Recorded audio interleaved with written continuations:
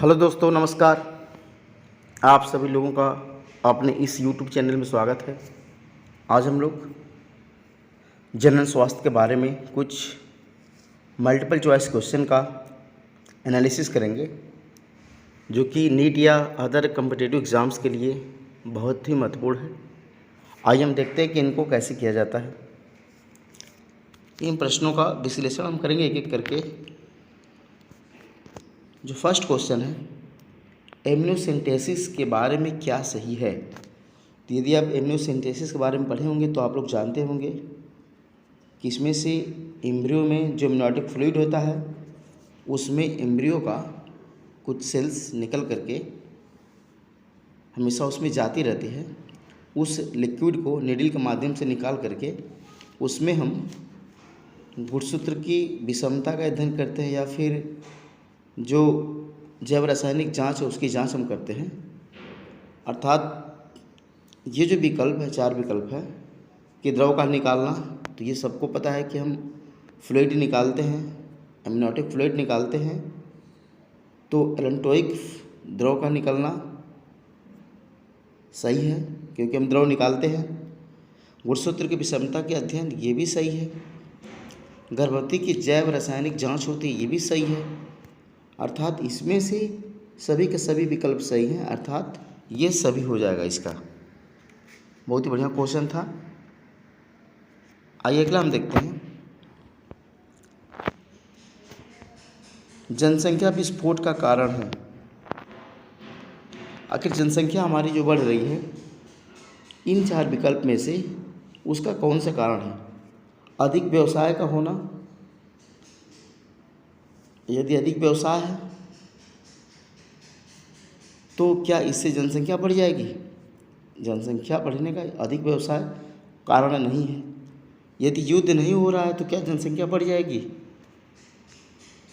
ये भी जनसंख्या बढ़ने का कारण नहीं है। अच्छा स्वास्थ्य, हालांकि अधिक स्वास्थ्य, युद्ध की कमी, कहीं ना कहीं ये भी रिलेटेड हैं, लेकिन अगर ये सभी रहता तो सोचा जाता। जब ये सभी नहीं है तो इनको हम इग्नोर करते हैं और इनमें सबसे अच्छा जो विकल्प माना जाता है हम उसको ढूंढते हैं। अच्छा स्वास्थ्य की बात हो, जैसे जच्चा बच्चा दोनों की जो स्वास्थ्य कार्यक्रम चलाए जा रहे हैं, इसके तहत दोनों का ध्यान रखा जा रहा है। तो जब अच्छा स्वास्थ्य होगा तो जो शिशु मृत्यु दर थी वो घट जाएगी। शिशु मृत्यु दर जब घटेगी तो जनसंख्या बढ़ेगी, जो कि एक विस्फोट का कारण होगी। अधिक उपज होना कोई कारण नहीं है। तो ये इस हिसाब से विकल्प हमारा सी वाला सही हो जाएगा। अब सी वालों को कर लेंगे। तो हम नेक्स्ट देखते हैं। गोली का घटक है जो पिल्स ली जाती हैं, जैसे माला डी हो गया या फिर सहेली हो गया, तो इसमें क्या होता है। Progesterone, LH, FSH, thyroxine.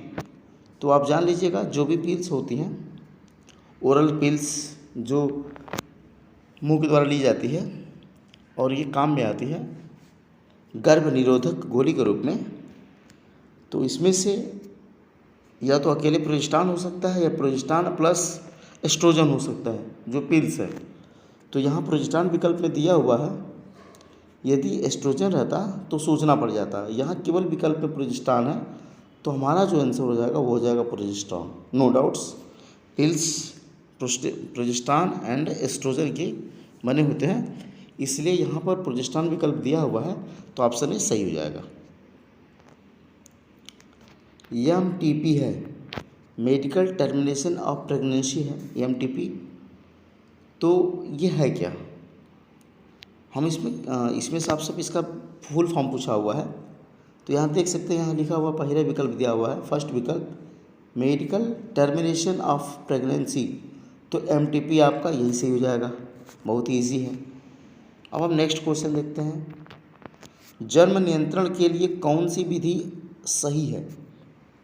Birth control की बात चल रही है। बर्थ कंट्रोल के लिए हम क्या करेंगे, तो आप जान लीजिए कि IVF, जिप्ट एंड जिप्ट, ये तीनों जो मेथड्स हैं ये जनन से संबंधित हैं। जनन सहायक तकनीकियां हैं इस तरह से ये सब। लेकिन जो IUD है यह जनन सहायक तकनीक नहीं है, बल्कि इंट्रा यूट्रिन डिवाइस है जो जन्म कंट्रोल करती है, जो जन्म कंट्रोल करने के लिए प्रयोग में लाई जाती है। ये डिवाइसेस जो नॉन मेडिसिन भी हो सकती है और मेडिसिन भी हो सकती है, अर्थात मेडिकेटेड और नॉन मेडिकेटेड हो सकती है इंट्रा यूट्रिन डिवाइस। लेकिन यह इस्तेमाल की जाती है बर्थ कंट्रोल के लिए। अर्थात इस चारों विकल्प में से जो हमारा सबसे सही विकल्प हो जाएगा वो होगा ऑप्शन डी। तो ऑप्शन ए गलत हो जाएगा, ऑप्शन बी भी गलत हो जाएगा, ऑप्शन सी भी गलत हो जाएगा और ऑप्शन डी क्या हो जाएगा, सही हो जाएगा। आइए अगला प्रश्न हम देखते हैं। IVF है, आप इसके बारे में सुने होंगे। IVF काफ़ी इसका एड्स आता है, ये क्या है?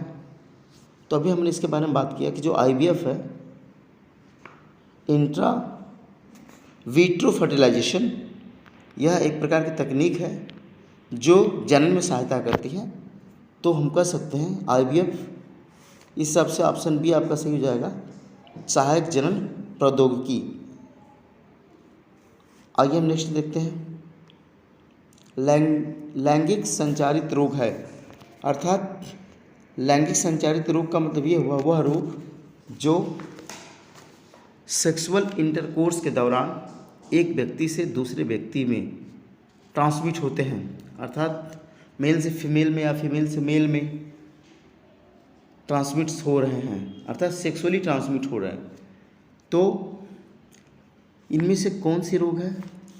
तो आप जानते होंगे टर्नर सिंड्रोम, हीमोफीलिया और क्लाइनफेल्टर। ये तीनों जो हैं वो सेक्सुअली ट्रांसमिटेड डिजीज़ नहीं है, बल्कि ये सब जेनेटिकली डिजीज़ हैं। तो विकल्प के हिसाब से ये तीनों गलत हो जाएगा। हमारा जो सही विकल्प होगा वो होगा जननांग मस्से। इसमें होता क्या है, जो वेजाइना होता है, सर्विक्स, तो जो अल्वा वाला रीजन होता है थोड़ा सा डीप, उसमें क्या होते हैं, मस्से बनने लगते हैं। ये मस्से धीरे धीरे बड़े होने लगते हैं और बाद में जाकर के यह एक कैंसरस का भी रूप ले सकते हैं। तो ये बहुत ही खतरनाक है। हालांकि क्यूरेबल है, कोई दिक्कत नहीं है, जननांग मस्से ठीक हो जाते हैं, लेकिन यह सेक्सुअली ट्रांसमिट्स होता है। चलिए, अर्थात इसका जो विकल्प सही होगा वो हो जाएगा ऑप्शन ए। अब हम देखते हैं नेक्स्ट क्वेश्चन। पुरुष नसबंदी से संबंधित है। तो आपको पता होना चाहिए जो पिल्स गोलियां ली जाती हैं ये फीमेल लेती हैं, तो ये पुरुष से संबंधित नहीं होगा। यहाँ पर देखेंगे वैसेक्टोमी। वैसेक्टोमी का मतलब ये हुआ कि जो वास डिफरेंस होती है, अर्थात शुक्र वाहिका होती है, इसको क्या किया जाता है, काट के बांध दिया जाता है पुरुष नसबंदी में, अर्थात ऑप्शन बी आपका सही हो जाएगा। ऑप्शन सी की मैं बात करूं, ट्यूबेक्टोमी की, तो इसमें फेलोपियन ट्यूब को काट के बांध देते हैं, ये भी फीमेल से संबंधित है। तो यहाँ पूछा वो पुरुष नसबंदी, अर्थात ऑप्शन बी ही सही होगा। बहुत ईजीली आप इसे देख लीजिए। अब जो अगले प्रश्न है, 9वें प्रश्न है, बहुत इंपॉर्टेंट है और यह आप यहाँ देख सकते हैं एग्ज़ाम में नीट 2016 के पूछे हुए प्रश्न हैं। इनको आप लोग ज़रा अच्छे से देखिए। शुक्रवाहिका उच्छेदन, अर्थात जो वास डिफरेंस होता है उसकी वैसेक्टोमी, मतलब उसको काट करके बांध देने के बारे में कौन सा कथन गलत पूछा गया, इसमें क्या गलत है? तो शुक्रवाहिका को काट कर बांध दिया जाता है, ये तो सही हो गया। फिर आगे देखें ध्यान से, अनुत्क्रमणी बंधता, अर्थात स्टेरिलिटी हो जाती है, बांध देने से बच्चे नहीं होते हैं, ये भी सही है, क्योंकि वह अपने टारगेट, जहाँ उसका टारगेट है, जहाँ जाना चाहिए वहाँ नहीं जा पाता स्पर्म, तो ये भी सही बंधता हो जाती है।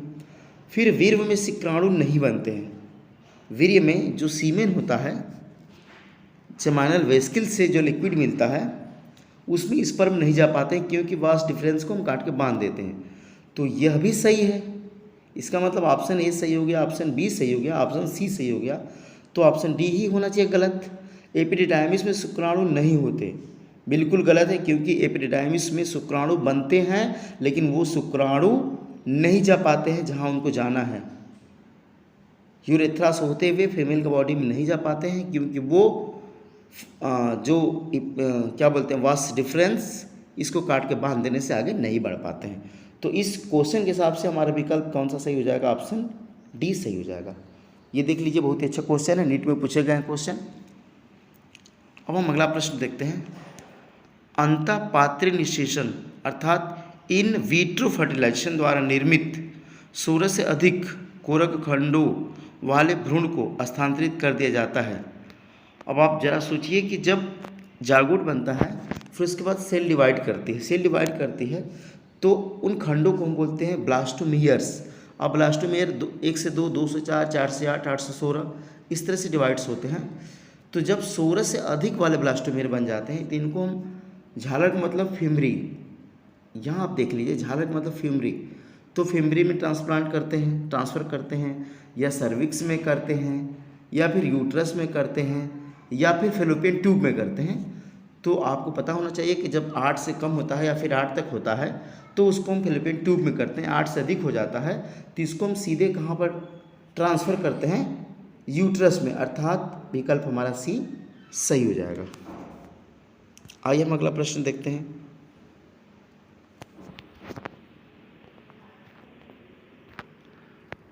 स्तंभ 1 में दिए गए यौन संचालित रोगों को उनके रोग कारकों स्तंभ 2 के साथ सुमेलित कीजिए और सही विकल्प का चयन करिए।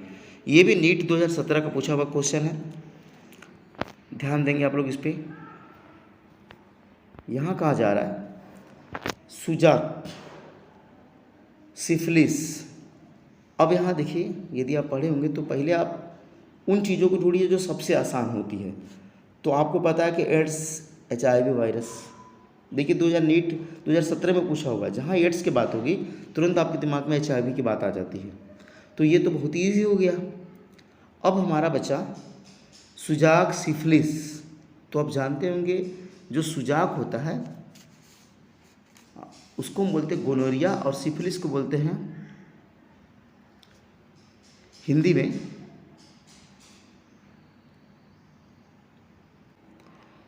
उपदंश कहलाता है। अर्थात अब यहाँ सुने होंगे, जानते होंगे, जो उपदंश है यह एक बैक्टीरिया से होने वाला रोग है। इसकी जो बैक्टीरिया होती है कौन सी होती है? ट्रिपेनिमा पैलिडम।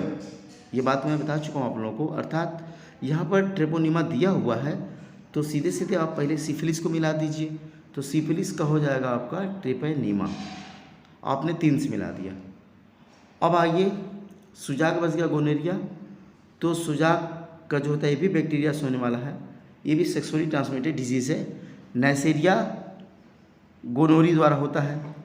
तो ये भी आप इसको सही कर लीजिए। अब जो बच गया आपका जनन मस्से, जो कि मैंने बताया था वेजाइनल रीजन पे होता है, योनि पे होता है, और ये बहुत मस्सी जो होते हैं धीरे धीरे बढ़ते जाते हैं, कैंसरस भी हो सकते हैं।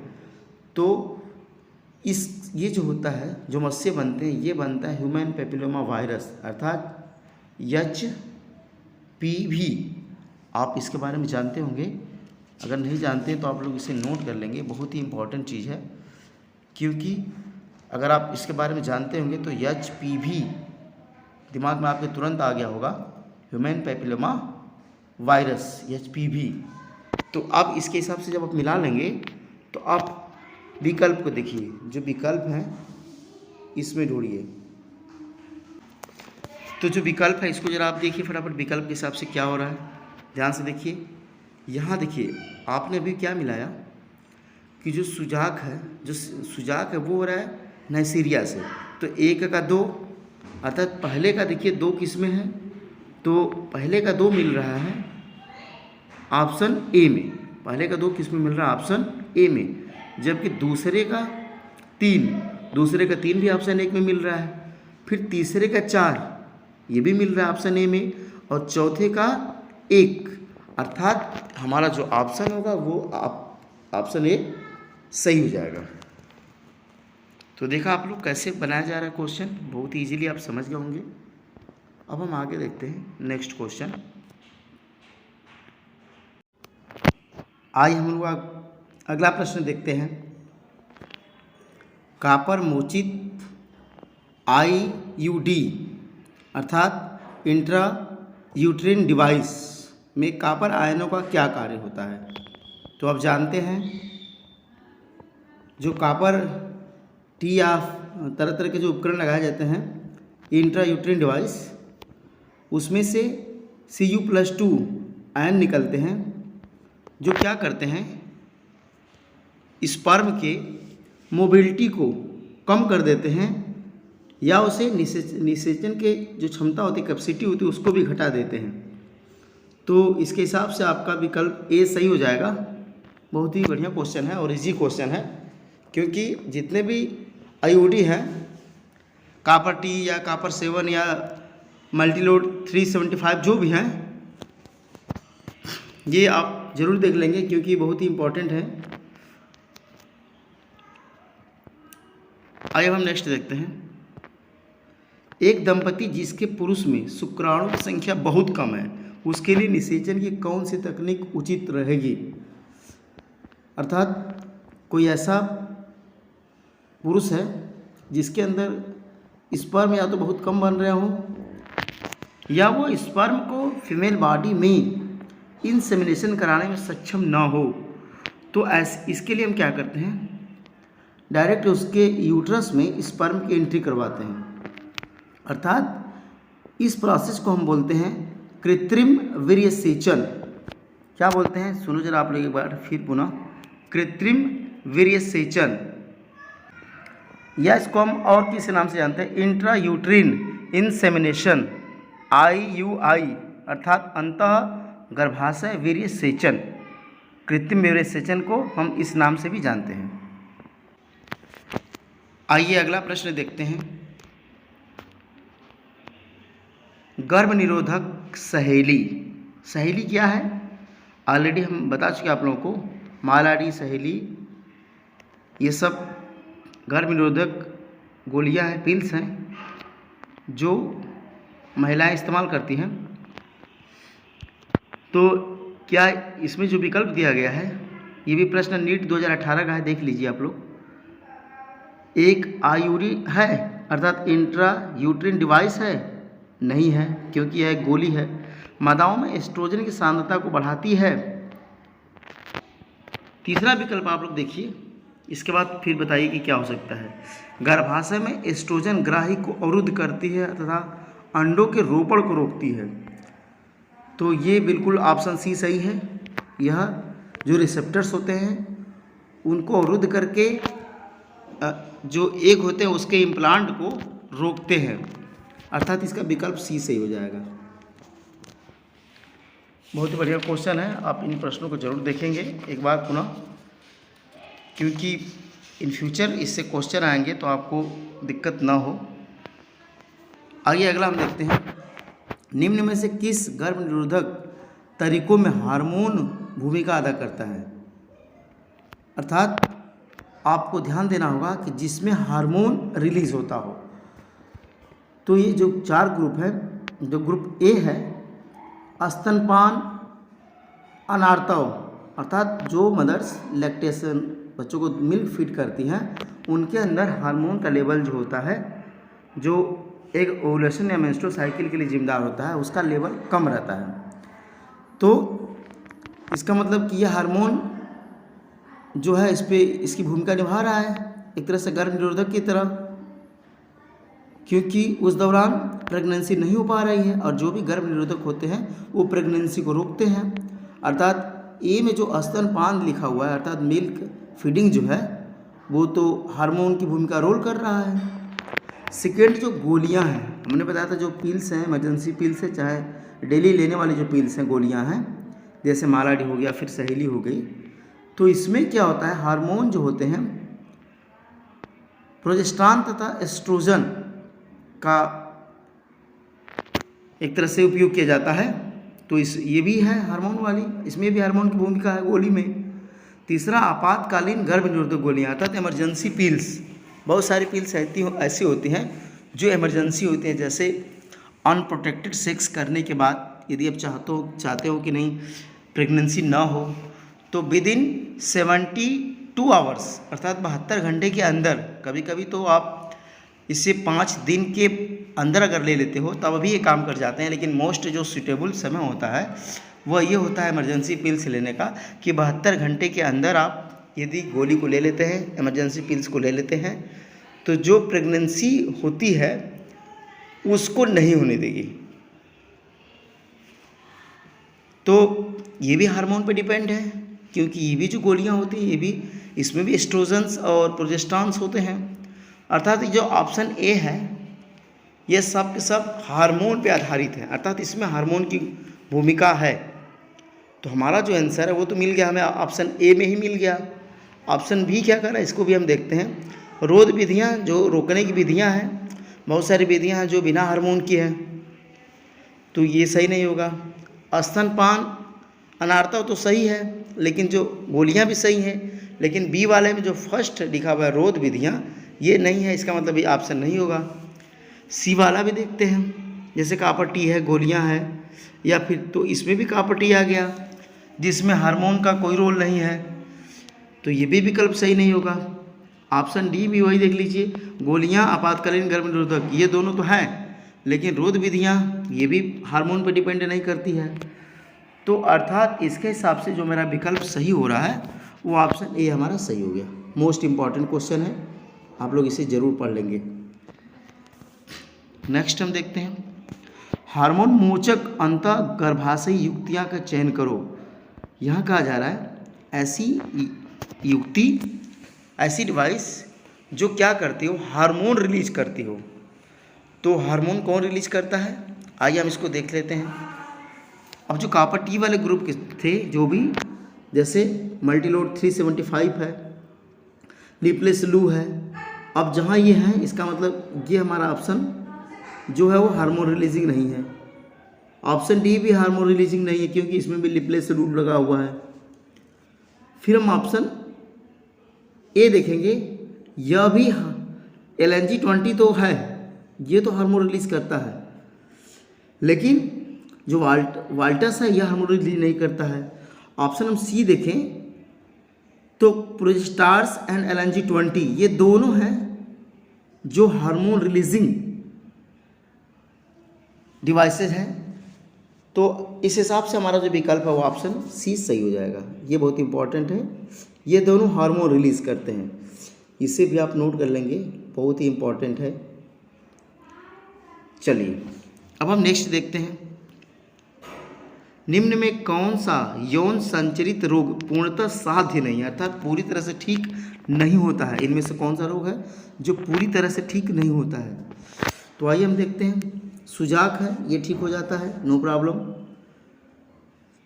लैंगिक मत्स्य जो है, हमने बताया था कि कुछ मत्स्य हैं जो योनि पे हो जाते हैं फीमेल्स में, तो ये भी ठीक हो जाते हैं।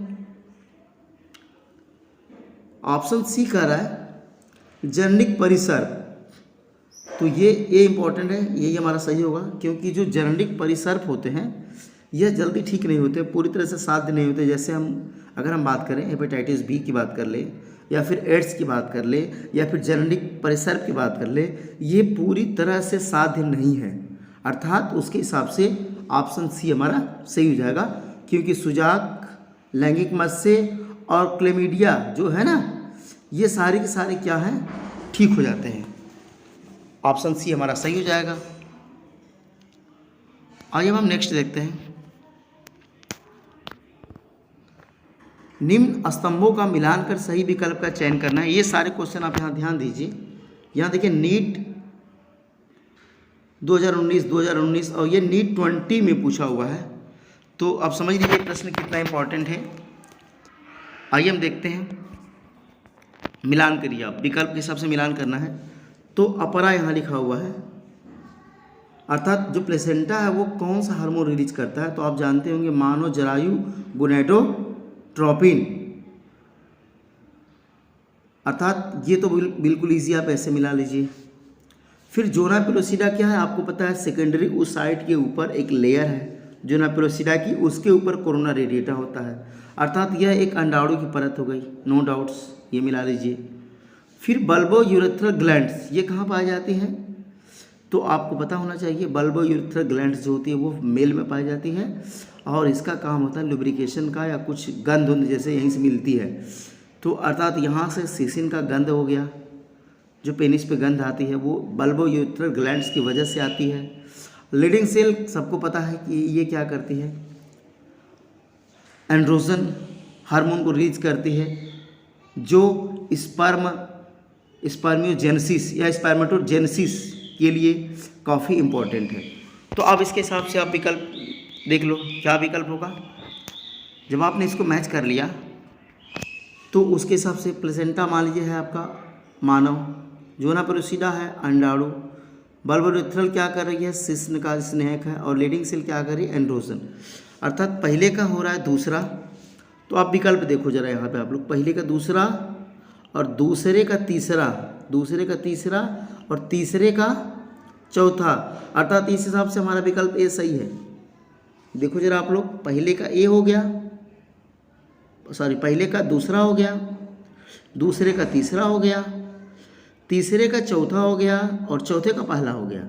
अर्थात हमारा ऑप्शन कौन सा सही है, ऑप्शन ए बिल्कुल सही है। इस तरह का प्रश्न नीट 2020 में पूछा हुआ है, आप देख सकते हैं, और बहुत ही इजी है। अगर आप मन से पढ़ रहे हो तो बहुत आसानी से कर सकते हैं, नो प्रॉब्लम। आइए नेक्स्ट हम क्वेश्चन देखते हैं। यौन संचरित रोगों के सही विकल्प का चयन करना है, अर्थात ऐसे कौन से रोग हैं जो सेक्सुअली ट्रांसमिट्स होते हैं, उनका चयन करना है। तो आप जानते होंगे जहाँ मलेरिया लगा हुआ है ये तो सेक्सुअली ट्रांसमिट नहीं होता है, यह तो मादा एनाफ्रीज मच्छर के काटने से फैलता है। फाइलेरिया भी नहीं होता है सेक्सुअली ट्रांसमिट्स, अर्थात हमारा ऑप्शन डी ऐसे ही गलत हो गया। फिर ढूंढिए हम और विकल्प देखते हैं जिसमें मलेरिया हो या इस तरह की बीमारी हो। ऑप्शन सी में भी मलेरिया है, ये भी नहीं होगा। ऑप्शन ए में कैंसर दिया हुआ, आप जानते हैं कैंसर सेक्सुअली ट्रांसमिट्स नहीं होता है, ये भी गलत है। इसका मतलब ये हुआ कि जो हमारा ऑप्शन बी बच गया ये सही है। जिसमें आप देख सकते हैं सुजाक है, सिफिलिस है और जननिक परिसर्प है, ये तीनों डिजीज़ क्या है, सेक्सुअली ट्रांसमिट होती है, जिसमें से दो बीमारी सुजाक और सिफिलिस इजीली क्यूरेबल है, जबकि जननिक परिसर्प जो है वो इजीली क्यूरेबल नहीं है, पूरी तरह से साध्य नहीं है। तो ये क्वेश्चन बहुत इंपॉर्टेंट है। हम लोग सारे प्रश्नों का पोस्टमार्टम करेंगे, एनालिसिस करेंगे। आइए देखते हैं नेक्स्ट क्वेश्चन। निम्न में कौन सी एसटीडी की पूरी तरह से उपचार नहीं हो सकता है। यहाँ कह रहा है सेक्सुअली ट्रांसमिटेड डिजीज का उपचार पूरी तरह से नहीं, अर्थात पूरी तरह से साध्य नहीं है। एक ही क्वेश्चन देखिए कई बार रिपीटेड है, बस क्वेश्चन पूछने का तरीका अलग है। वही कह रहा है सेक्सुअली ट्रांसमिटेड डिजीज पूरी तरह से उपचार नहीं हो सकता, अर्थात पूरी तरह से साध्य नहीं है। तो कौन साध्य नहीं है, अभी जस्ट हमने इसके बारे में चर्चा किया। आप यहाँ देख सकते हैं जहाँ भी क्लेमीडियता लिखा हुआ है, सिफिलिस है, लैंगिक मत्स्य है, ये क्यूरेबल है। फिर आगे देखिए ध्यान से, HIV क्यूरेबल तो नहीं है लेकिन सुजाक क्यूरेबल है, ट्राइकोमोनास्ता भी क्यूरेबल है, ये भी नहीं होगा। फिर ऑप्शन सी देखिए, सुजाक, ट्राइकोमोनास्ता और तो सुजाक ट्राइकोमोनास्ता तो क्यूरेबल है, लेकिन इसमें एक विकल्प है यकृत शोथ बी, अर्थात हेपेटाइटिस बी क्यूरेबल नहीं है, लेकिन पूरा नहीं। उसमें ढूंढना हम लोगों को कि पूरा ग्रुप, तो पूरा ग्रुप में क्या हो जाएगा। अब ऑप्शन डी देखिए, जननिक परिसर क्यूरेबल नहीं है पूरी तरह से। इसके बाद यहाँ देखिए हेपेटाइटिस बी भी क्यूरेबल नहीं है, और HIV संक्रमण भी क्यूरेबल नहीं है, अर्थात HIV संक्रमण क्यूरेबल नहीं है पूरी तरह से, हेपेटाइटिस बी नहीं है और जननिक परिसर्प नहीं है, अर्थात हमारा ऑप्शन भी सही हो जाएगा। आइए हम नेक्स्ट क्वेश्चन देखते हैं। प्रोजेस्टेरॉन का अकेले या एस्ट्रोजन के साथ एक गर्भ निरोधक के रूप में उपयोग किस प्रकार से हो सकता है। तो आप अभी पढ़े हैं कि प्रोजेस्टेरॉन या उसके साथ एस्ट्रोजन हो तो हम इसका उपयोग करते हैं गोली के रूप में, पिल्स के रूप में, लेकिन इसका उपयोग इंजेक्शन के रूप में भी होता है। इसका उपयोग अंतरोप के भी रूप में होता है, आप देखेंगे। तो अर्थात ये भी हार्मोन, इसमें भी हार्मोन होता है। तो जब तीनों तरह से हो रहा है तो हमारा ऑप्शन क्या हो जाएगा, बी सही हो जाएगा।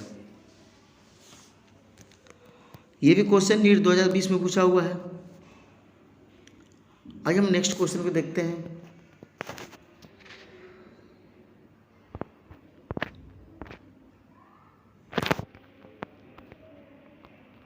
देखते हैं, रजित रोग किसके द्वारा संचालित होते हैं? रजित रोग का मतलब ये हुआ सेक्सुअली ट्रांसमिटेड डिजीज। कैसे फैलता है इसके बारे में हम लोग देखेंगे। तो रोगाणु रहित सुइयों के उपयोग से, अर्थात रोगाणु रहित का मतलब कि जिसमें कोई जर्म्स ना हो, जर्म फ्री निडल्स, इसके द्वारा संचालित नहीं होगा। संक्रमित व्यक्ति के रक्त चढ़ाने से इससे होगा। चुंबन करने से भी होता है, मैंने बताया था। सेक्सुअली के साथ साथ यदि आप किस करते हो ओरली, तब भी ये डिजीज़ फैल जाते हैं। कुछ सेक्सुअली ट्रांसमिटेड डिजीज वंशागति नहीं होते हैं, अर्थात इसमें ऑप्शन हमारा दूसरा और तीसरा सही है, अर्थात ऑप्शन ए सही हो जाएगा। आगे हम 23वां क्वेश्चन देखते हैं फटाफट। निम्न में कौन हार्मोन मोचक इंट्रा यूट्रिन डिवाइस का उदाहरण है?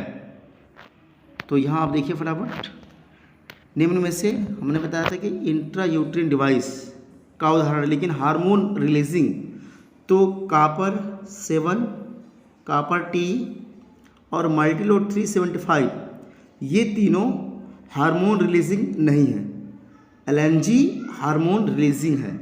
इस हिसाब से ऑप्शन डी आपका सही हो जाएगा। चलिए, अभी इसके बारे में हमने पिछले ही क्वेश्चन में इसके बारे में बताया था कि कौन कौन से हैं जो हार्मोन रिलीज़ करते हैं। आपने अभी जस्ट इसके पहले देखा भी था। तो उसके हिसाब से यहाँ जो हमारा विकल्प है वो हो जाएगा LNG20। यदि आप नहीं ध्यान देंगे तो ध्यान लेने के, प्रोजेस्टासर्ट था, प्रोजेस्टासर्ट और LNG20 दोनों हार्मोन रिलीज़ करते हैं। तो यहाँ LNG20 दिया है तो सही कर लेंगे आप लोग LNG20। नेक्स्ट क्वेश्चन, किस रोग के प्रभावी उपचार के लिए आरंभिक निदान एवं रोग क्रिया विज्ञान में को समझना बहुत महत्वपूर्ण है? इसमें कौन सी आणविक निदान तकनीकी आरंभिक पहचान के लिए बहुत उपयोगी है? यदि आप जाते हैं जांच करवाते हैं तो अगर एड्स या इस तरह की कुछ बीमारियां हैं, गंभीर बीमारियां, तो उसके लिए हम क्या करते हैं, एंजाइम लिंक्ड इम्यूनोसार्बेंट एसिड एक तकनीकी है, इलिसा कीट परीक्षण होता है, उसका हम लोग प्रयोग करते हैं। तो ये भी बहुत इंपॉर्टेंट क्वेश्चन था। इलिसा आप याद कर लीजिएगा, इसका फुल फॉर्म होता है एंजाइम्ड लिंक्ड इम्यूनोसार्बेंट एसिड टेक्निक, इलिसा कीट परीक्षण होता है। आगे नेक्स्ट हम देखते हैं, सूची फर्स्ट को सेकंड से मिलान करना है। आइए ध्यान से आप समझेंगे, जो पहले आसान हो पहले उसको ऑफ करिए, फिर इसके बाद अभी जैसे दिया हुआ IUD इंट्रा यूट्रिन डिवाइस, तो ये क्या होती है इंट्रा यूट्रिन डिवाइस?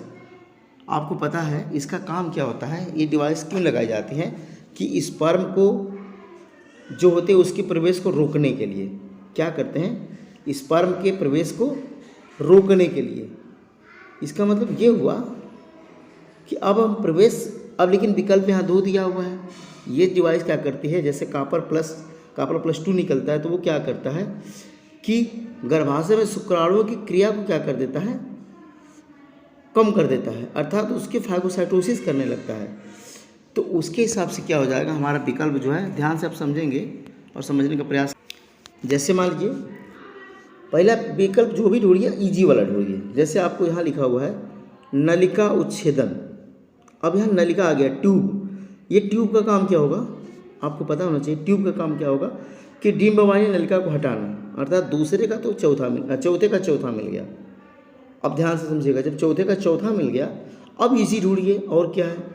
जैसे दिया है शुक्रवाहन उच्छेदन, जैसे वेसेक्टोमी, तो जब इसमें हम क्या करते हैं कि जो वास्ट डिफरेंस होती है, अर्थात शुक्र नलिका को हम क्या करते हैं, शुक्रवाहिका को काटते हैं। तो काटते हैं तो इसका मतलब ये हुआ कि शुक्रवाहक को हटाना, इसका मतलब ये हुआ कि शुक्रवाहक को हटाना, तो 3 का 2 हो गया, 3 का क्या हो गया, 2 हो गया।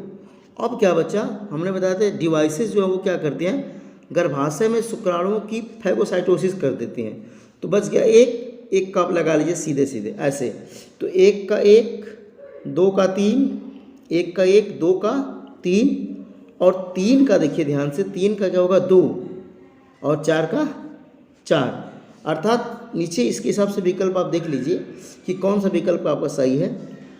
आइए हम देखते हैं फटाफट, देखिए यहाँ पर विकल्प के हिसाब से कि कौन सही है। जब ये पता हो गया आपको कि नहीं पहले का पहला है, दूसरे का तीसरा है, तीसरे का दूसरा है, चौथे का चौथा है, तो इसके हिसाब से क्या सही हो गया हमारा? पहले का पहला। तो पहले का पहला कौन से विकल्प में दिख रहा है? पहले का ए में नहीं है, बी में नहीं है, सी में नहीं है। इसका मतलब क्या हो जाएगा? ऑप्शन डी में होगा। अभी मैं दिखा रहा हूँ, थोड़ा सा ऊपर मैं कर रहा हूँ इसको, देखिए आप लोग क्लियर दिखेगा। ऑप्शन डी वाला हमारा सही हो जाएगा, क्योंकि ए में नहीं है, पहले का पहला ए में नहीं है, तो ये गलत हो गया। पहले का पहला, ध्यान से समझिएगा, पहले का पहला बी में भी नहीं है, पहले का पहला सी में भी नहीं है, तो कौन सा होगा? डी में होगा। आप यहाँ देखिए, पहले का पहला, दूसरे का तीसरा, तीसरे का दूसरा, चौथे का चौथा, इसके हिसाब से ऑप्शन डी आपका बिल्कुल सही हो जाएगा। आइए हम नेक्स्ट देखते हैं, लास्ट क्वेश्चन है, निम्न में कौन multiple ovulation embryo transfer technique का चरण नहीं है? बहुत इंपॉर्टेंट क्वेश्चन है। यहाँ पूछा गया है कि मल्टीपल ओवुलेशन अर्थात जो ओवुलेशन में एग रिलीज करना होता है, उसमें मतलब एक से अधिक एग को रिलीज करवाना, ओवुलेशन करवाना, और एम्ब्रियो ट्रांसफ़र करना, जिससे बाहर एम्ब्रियो बना करके फर्टिलाइजेशन करवा करके फिर उसको ट्रांसफ़र करना, अर्थात मल्टीपल एग ओवुलेशन करना और एम्ब्रियो का ट्रांसफ़र करना का कौन सा चरण नहीं है? तो ये ज़्यादातर ये टेक्निक जो होती है वो आपको पता होना चाहिए कि पशुओं में होती है, कैटल्स में। तो गाय को कृत्रिम वीर्यसेचन द्वारा निषेचित किया जाता है, अर्थात ये सही है। ये क्या है? सही है। तो इसका मतलब ऑप्शन ए सही हो जाएगा। क्या चरण नहीं है वो पूछ रहा है। निषेचित अंडे 8 से 32 कोशिका अवस्था में प्रतिनियुक्त मादा में स्थानांतरित किए जाते हैं, ये भी सही है। फिर ऑप्शन सी कह रहा है, गाय में उच्च अंडोत्सर्ग के लिए LH जैसी क्रिया वाला हार्मोन दिया जाता है, ये ऑप्शन गलत हो जाएगा। क्यों गलत हो जा रहा है सी? अभी मैं बता रहा हूँ, क्योंकि जो ओवुलेशन है, हाई ओवुलेशन के लिए क्या करते हैं? FSH देते हैं। क्या देते हैं? FSH hormone. यहाँ LH दिया हुआ है, इसका मतलब ये क्या हो गया? आपका विकल्प गलत हो गया। और ऑप्शन डी, गाय एक समय में लगभग 6 से अंडे उत्पन्न करती है, अर्थात मल्टीपल ओवुलेशन करती है इस टेक्निक में, अर्थात ये है चरण में। तो चरण में ए है, चरण बी है, चरण सी है, और सॉरी ए है, बी है और डी है, तो सी नहीं है। तो इसके हिसाब से हमारा सही कौन सा विकल्प होगा? ऑप्शन सी सही हो जाएगा। ऑप्शन सी सही हो जाएगा, और बाकी विकल्प क्या हो जाएंगे? हमारे गलत हो जाएंगे। ए गलत, बी गलत और डी गलत, और ऑप्शन सी जो हो जाएगा वो क्या हो जाएगा? सही हो जाएगा। तो समझ गए कि किस तरह से हो रहा है। आशा करते हैं ये वीडियो आपको समझ में आई होगी। अगर आप कोई भी कन्फ्यूजन हो कमेंट्स ज़रूर करेंगे। आशा करते हैं कि आप अगर चैनल पसंद आएगा तो लोगों में शेयर करेंगे। चैनल पर अभी सब्सक्राइब नहीं किया तो सब्सक्राइब करेंगे, ज़्यादा से ज़्यादा शेयर करिए, लाइक करिए। मिलेंगे अगले वीडियो में, इसी तरह के फिर क्वेश्चन का एनालिसिस करेंगे हम लोग। थैंक यू, जय हिंद।